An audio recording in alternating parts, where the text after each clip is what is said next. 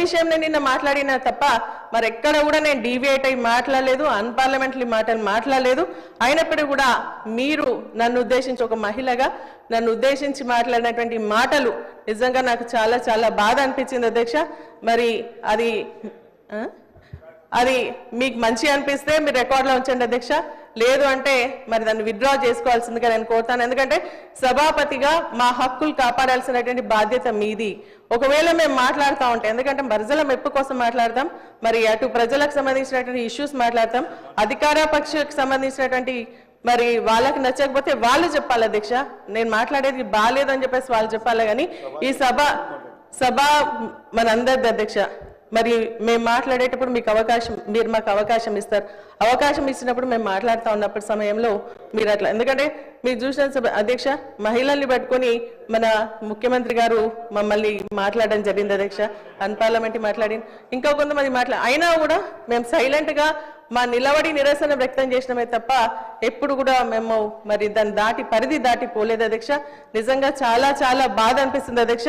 అది మీకే వదిలేస్తా ఉన్నాను, నాకు అవకాశం ఇచ్చినందుకు థ్యాంక్స్ అక్క. కానీ ఇటువంటిది మరి ప్రాక్టీస్ ముందు కూడా జరగకూడదు, ఈ సభకు మంచి సంప్రదాయం కాదని చెప్పేసి కూడా నా విచారాన్ని వ్యక్తం చేస్తూ సెలవు తీసుకుంటున్నాను అధ్యక్ష. Thank you. శ్రీమతి సునీత లక్ష్మారెడ్డి గారు అంటే మాకు ఎన్నలేని గౌరవం. అందులో మహిళలంటే రన్నింగ్ కామెంటర్తోనే వచ్చింది. ఇది ఎవరు మాట్లాడుతున్నారు? అక్కడ కాదు సార్, మీదికే మాట్లాడుతున్నారు.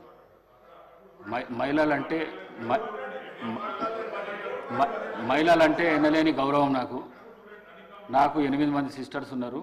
నేను మహిళలను చాలా ఎక్కువ గౌరవిస్తాను. నేను ఈ సీటు మీద ఉండి నేను మిమ్మల్ని అనుకోవడం మాత్రం చాలా పొరపాటు. అది మీరు మాట్లాడేటప్పుడు రన్నింగ్ కామెంటరీ ఇక్కడి నుంచి అక్కడి నుంచి వస్తున్నది, వారు మాట్లాడేది వినబడతలేదు, నాకే వినబడతలేదు, మీకు వినబడుతుందా అని చెప్పిన. మిమ్మల్ని ఉద్దేశించి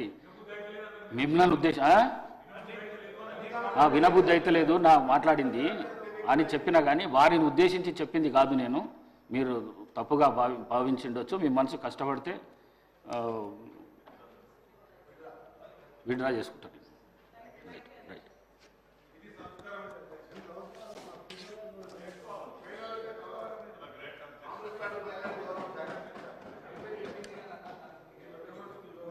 కోరం కనకయ్య గారు.